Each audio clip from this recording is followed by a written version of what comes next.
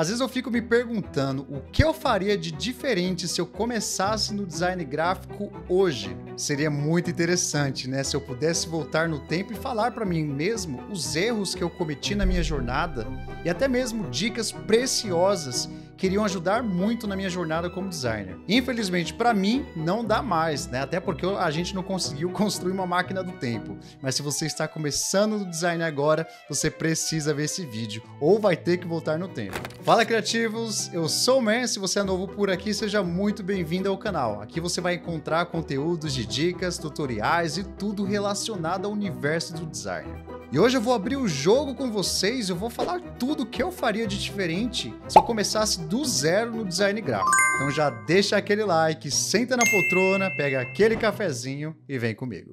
Em mais de 10 anos eu pude aprender muitas lições. Algumas fáceis, outras dolorosas. E hoje eu quero te mostrar 6 pontos que eu considero fundamentais, que poderiam ter acelerado muito a minha evolução como designer e que eu tenho certeza que pode transformar a sua jornada. Estudar todos os dias, teoria e técnica. Eu fico me perguntando às vezes, né? Às vezes a gente perde tanto tempo com tantas coisas que no final não vão dar em nada. Eu não tô falando sobre você descansar, sobre você assistir um filme, uma Netflix, mas eu tô falando sobre você organizar a sua rotina, organizar o seu tempo. E muitas vezes, meia hora, parece que meia hora de estudo ali, de design, qualquer outra coisa, parece ser muito irrelevante, né? Mas se você calcular meia hora por dia no final de um ano, imagina quantas horas você já não teria estudado e aperfeiçoado técnicas na sua jornada como designer. O fato é que às vezes o pouco, né, o pequeno, ele parece ser relevante, mas esse é o poder do hábito, né? E aí quando você tem esse hábito, essa consistência todos os dias, no final de um ano você vai ver que você já se tornou um designer muito melhor, seja ali na questão técnica, quanto também nos fundamentos, né? E o ponto forte disso foi quando eu realmente tive esse feeling, né? Tarde, mas eu tive esse feeling. E aí ali eu comecei uma jornada, né, de hábito, de estar estudando pelo menos meia hora, uma hora, aperfeiçoando o meu conhecimento técnico, o meu conhecimento teórico, né, com os fundamentos de design, coisas relacionadas mais à teoria, a fundamentos, e outras relacionadas mais técnicas, né, com tutoriais, com Photoshop e diversos outros softwares. E isso no período de 6 meses, criativas, eu falo para vocês, fez uma diferença enorme. Eu fico me perguntando se eu já não tivesse esses hábitos há muitos anos atrás. Então é isso. Pega essa dica de ouro. Estudar princípios antes de dominar os programas. Bom, se você já começou no design ou ainda está começando, você sabe que existe aquele momento que a gente abre o Photoshop e, bom, existe uma tela em branca que a gente não sabe nem por onde começar. Bom, isso acontece porque uma coisa é você entender das ferramentas, você entender do software. A outra coisa é você entender de fundamentos de design que vão te auxiliar, que vão servir para você construir projetos, ao invés de só olhar referências e copiar por referências. Então, assim, eu acredito que não existe necessariamente você ter que estudar um separado do outro, porque eu acho que os dois se complementam. Então, o que eu aconselho para vocês é estude em conjunto. Ao mesmo tempo que você estuda a técnica, as ferramentas, os softwares, você precisa estudar também a parte teórica, os fundamentos de designer. Mas estudar um sem o outro, eu acredito que não seja o caminho. Aí você me pergunta, bom, man, como que você começou? Eu comecei da forma errada. Eu comecei já fazendo tutorial no Photoshop. Eu acho que a grande maioria já começa instalando o Photoshop ali craqueado e começa a fazer os tutoriais, né? Ah, aí você fica empolgado com as ferramentas. Mas quando você precisa criar um projeto com a sua própria autoria, sem seguir tutoriais, você trava completamente. Você não sabe qual tipografia usar, qual combinação de cores usar e até mesmo conceitos de hierarquia, de equilíbrio, de contraste e de vários outros que são conceitos fundamentais que você precisa aprender. Então, por várias vezes, principalmente no começo, eu tive que fazer criações com referências de outros projetos, quase que uma cópia ali, não necessariamente uma cópia, né? Então, assim, criativos, não cometam o mesmo erro que eu. Estude as duas coisas em conjunto, tanto a parte técnica quanto a teórica. Trabalhar em uma agência antes de ser freelancer. O fato é que nada te prepara melhor para o mercado como você trabalhar em uma agência de publicidade. E aí você me pergunta, por que, você acha isso? Bom, criativos, tem alguns pontos que são importantes. Acho que o primeiro ponto é a oportunidade de você crescer, de você poder ser desenvolvido por pessoas, né? Então, quando você entra numa agência de publicidade, você entra como diretor de arte júnior, você vai ter diretores de artes que são pleno e diretores de arte que são sênior e até mesmo diretor de criação, né? O diretor de criação ele vai ser responsável por te desenvolver, né? Por analisar as suas peças, te dar feedbacks.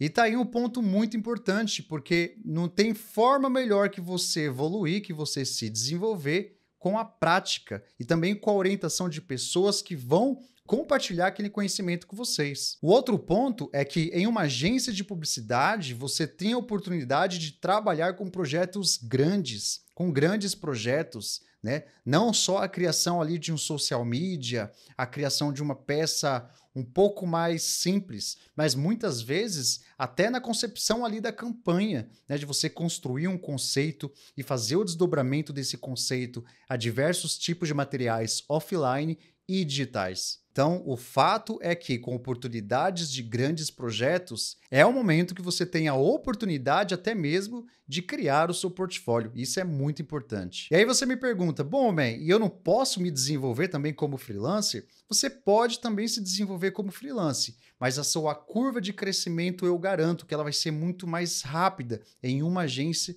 de publicidade. Eu comecei como freelancer, foi por pouco tempo, acho que foi uns 6 meses, um pouco logo no começo. E aí depois eu já comecei a ingressar, né, na área até eu entrar numa agência. E, gente, a minha curva de aprendizado em uma agência de publicidade foi absurda. Foi absurda. Isso fez muita diferença na minha vida. Hoje eu trabalho, né, não necessariamente com freelance. Eu tenho empresa, eu tenho vários clientes, né, onde eu atendo, faço todos os processos criativos e também tenho uma operação de criativos que trabalham comigo. Mas hoje, fazendo um trabalho de freelance, como muitas vezes eu já fiz, eu já tenho essa percepção que eu consigo atender bem melhor, até mesmo porque eu conheço todos os processos, né, os processos que você tem que seguir ali para fazer um projeto, seja um projeto de brand, um projeto de campanha. Então fica o meu conselho para você. Explore um pouco a área de criação, as oportunidades em empresas, em agências, cresça primeiro, se estruture como profissional e depois você pode seguir o seu sonho ali de trabalhar no conforto da sua casa, atendendo várias contas, vários clientes, só não tenha burnout. E é isso, criativos, fica essa dica de ouro. Começar é mais importante do que ter os melhores equipamentos. Tá aí uma coisa que esse ponto serviu para mim. Eu sempre fui muito perfeccionista, né? Até mesmo no começo, eu sempre tive aquela insatisfação ali com os resultados. E sempre que eu queria começar uma coisa, eu queria começar da melhor forma. A gente sabe que muitas vezes não é possível. O YouTube eu posterguei muito para começar a criação desses conteúdos. Porque eu queria ter uma câmera boa, porque eu queria ter pelo menos um esquema de iluminação bom. Mas eu fico pensando, acho que se eu tivesse começado o YouTube já vários anos atrás, onde eu estaria hoje, né, em relação à quantidade de inscritos e seguidores? Seria melhor já ter começado, né, e ter alcançado esse nível de excelência de forma gradual, do que, né, esperar muitos anos para esperar o momento ideal para começar ali a gravação de conteúdo. E da mesma forma é o designer, né? Eu, quando comecei design, gente, eu trabalhava com o Windows, né? O Windows de 8 GB, processador i5. Eu lembro que eu abri o Photoshop ali, meu Deus do céu, era aquele negócio travando, né?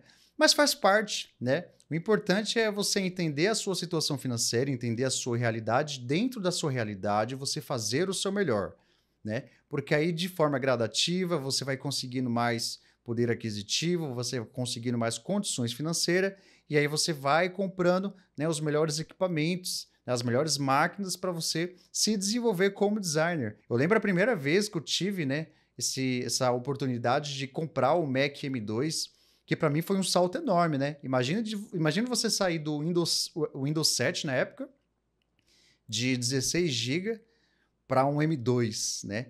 Para mim foi muita diferença, né?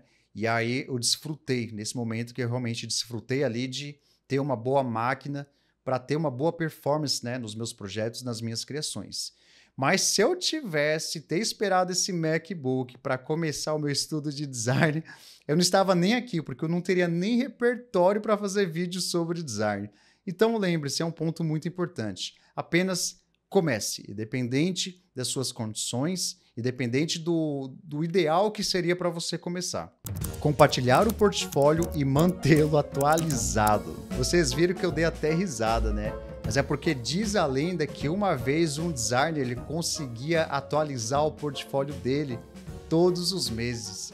Isso é muito difícil, gente. E muitas vezes a gente tem projetos que são bem interessantes para a gente jogar para portfólio e a gente fala, não, eu vou parar esse final de semana para fazer esse portfólio, mas a gente nunca faz. A gente vai postergando, postergando, e aí quando chega uma oportunidade, o que acontece? Aí você entra em choque. Aí você fica até a madrugada inteira para poder fazer o portfólio, que muitas vezes você faz ali de qualquer forma, porque você precisa mostrar, né, o seu portfólio, o repertório que você tem, para uma oportunidade. E aí, se eu pudesse voltar ao passado, né, daqui a 10 anos atrás, esse era um dos conselhos que eu daria para mim mesmo, né? Fez o projeto, finalizou? Tire 1, 2 horas do seu dia, atualiza bonitinho, deixa no Behance, se você tiver redes sociais, deixa lá, porque as oportunidades elas não avisam quando vem, né? E muitas vezes quando ela vem você não pode estar despreparado. E um designer que tem o portfólio atualizado é um designer que tem novos contratos, seja freelance ou até mesmo oportunidades melhores de trabalho. Então, fica a dica. Valorizar o network. Bom, tá aí um ponto muito, mas muito crucial. Eu confesso para vocês que no começo, o network não foi algo que eu sempre olhei com esse olhar, né? Eu, particularmente, eu tenho uma personalidade muito mais reservada, né? Eu sou muito... De vez em quando eu sou um pouco introspectivo.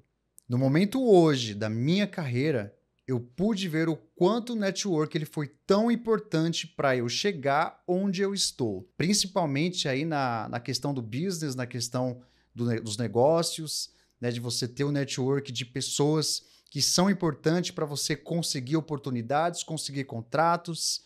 E isso fez muita diferença na minha vida, né? Talvez eu tenha demorado muito para dar a relevância necessária para isso. Porque assim, criativos, eu entrei, a minha primeira agência de publicidade foi por uma indicação, né? Tanto que eu não tinha portfólio suficiente para, de repente, passar ali no processo seletivo, né? E aí um amigo meu indicou para aquela agência, né? Porque ele já sabia que eu trabalhava ali com freelance e tudo mais. E foi até meio hilário a minha entrevista, né? Porque eu passei direto, não teve teste. Ele viu ali alguns trabalhos meus e falou, não, beleza, você começa como júnior e segue o jogo. E posteriormente, eu fui desenvolvendo a minha carreira e eu acabei que não me atentei a esses detalhes. Então eu acredito que eu tenha perdido sim muitas oportunidades de estar em outros lugares, porque eu acabei priorizando um pouquinho mais eu do que priorizar também os relacionamentos com outras pessoas, né?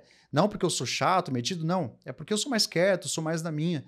Mas quando a gente valoriza o network, valoriza as pessoas que estão ao nosso redor, lembre-se, um dia essa pessoa que está do seu lado, ela pode te indicar para uma grande empresa, para uma multinacional, para algum projeto, para uma sociedade, né?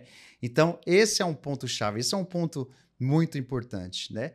E depois de longos anos, né, onde eu também fui me desenvolvendo como pessoa e eu vi o quanto isso era importante, foi um momento que eu tive uma virada de chave muito grande, porque eu conheci uma pessoa que trabalhava no segmento hoje, que é o segmento que eu sou especialista, que me indicou, eu entrei nesse segmento e aí conheci várias outras pessoas que me indicaram projetos, que me indicaram ali contratos, e hoje eu estou justamente, não é nem pela questão de sorte ou é porque eu sou bom, nada disso, gente. Hoje eu consegui me estabelecer muito bem, foi justamente por conta das pessoas que cruzaram o meu caminho, pessoas que, através de indicação, me proporcionaram essas oportunidades. E esses são os pontos que eu considero importantes se eu começasse do zero no design gráfico em 2025. E é isso, criativos. Eu espero que esse conteúdo tenha sido valioso para você e que venha te ajudar muito aí na sua jornada.